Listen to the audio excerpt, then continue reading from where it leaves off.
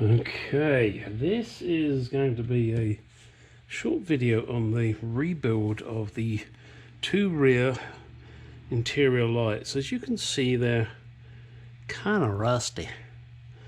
So my plan is to take these bulbs out.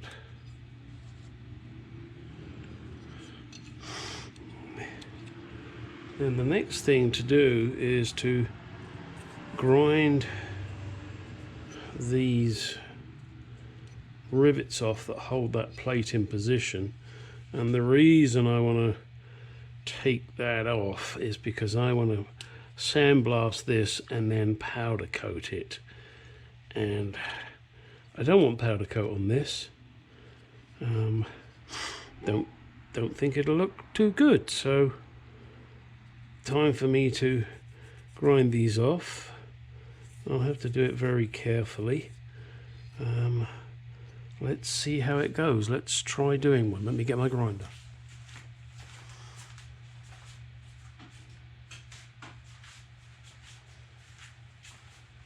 Okay, this will be a little noisy.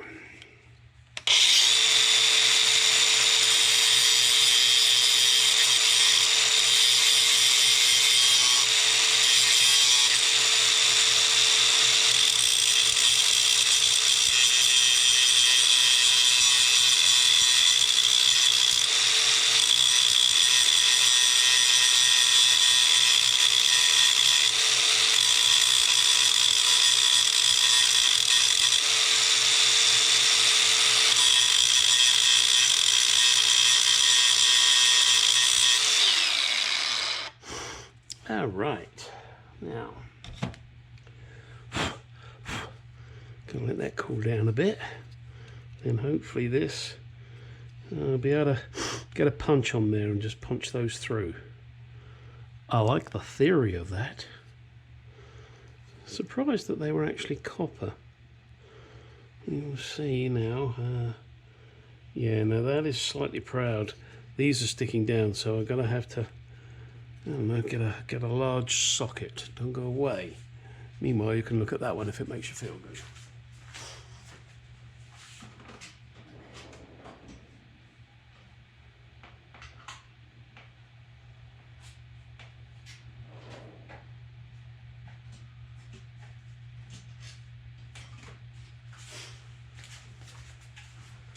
Okay.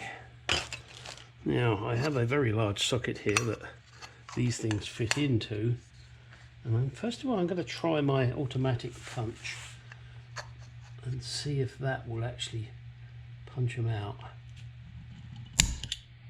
Look at that, beautiful. There we go, kids. Okay, so now all I got to do is just get that out of there. That shouldn't be too difficult. Pair of pliers, I should better pop those out. Pair of cutters. Don't want to break this bit of Paxilin. I know it's Paxilin, I don't know what else it's called. I think in my day it was always called Paxilin. So let's, I'll tell you what, let's do another one for gits and shiggles. Let's see how it goes. Okay, you ready?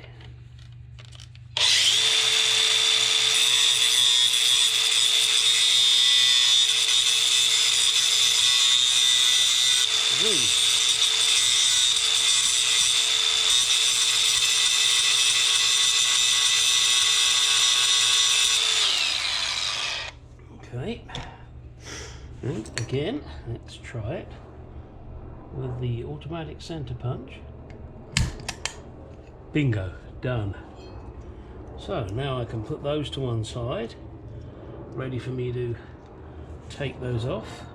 I can now take these out to the blaster, get them sandblasted, and then powder coat them in my little chromey stuff. They will then be ready to go back together. Okay, there you go. For the moment, that is all you're going to see on this. I'm not going to show you me powder coating these. I've shown you many times how I do my powder coating. So next thing, blast and powder coat those. This, well, I guess I could try doing this on. Let me see if I can do this. Don't go away.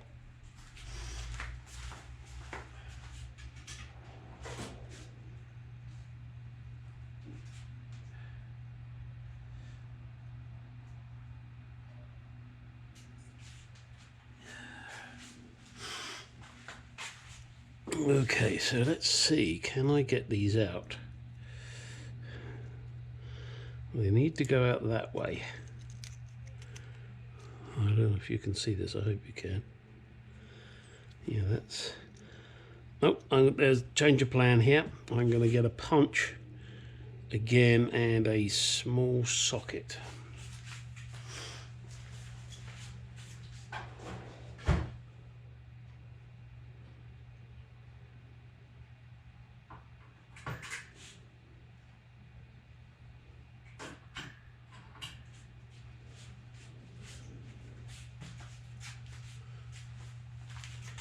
So let's see if we're going to be lucky. Here we go again with a socket and my automatic punch. Of course, you really need 3 hands to do this.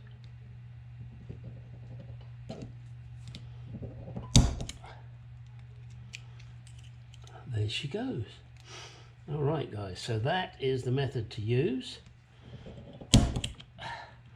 That way it causes least damage. They pop out nicely. And now this is ready to go back in.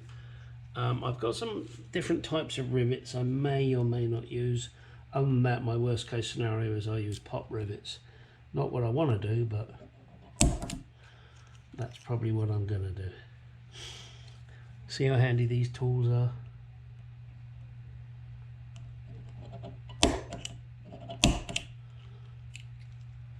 Okay, and that one took 2 punches. There you go. That was the easiest way to get those out, and also the best way. And I may even give this a bit of a clean up. It's got a little bit of corrosion in there, so we'll give that a bit of a small blast, I think, just to clean it off. And looks like I've lost a screw there. That's annoying. No, it's not. It's there. Woohoo! Well, there's a note for you guys. Be careful of those small screws. I love a small screw myself, but apparently you have to be careful how small, otherwise it becomes illegal. All right, I'm just joking. Jeez. You guys are so sensitive. All right, that really is it for the moment on this particular one.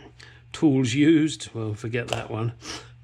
Automatic punch, small socket, big ass socket. There you go. All right, that's it for now. Let me cut this off and then we'll come back with the reassembly.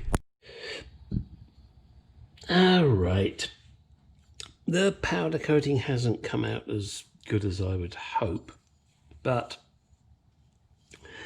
I'm not really worried about it.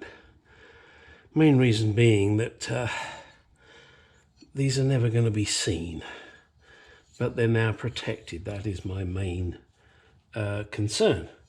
So now what I can do is grab these and try and put these and so figure out the holes. Oh, there they go. All right, so that's how that one will go. Now what I got to do is find some rivets to get them right.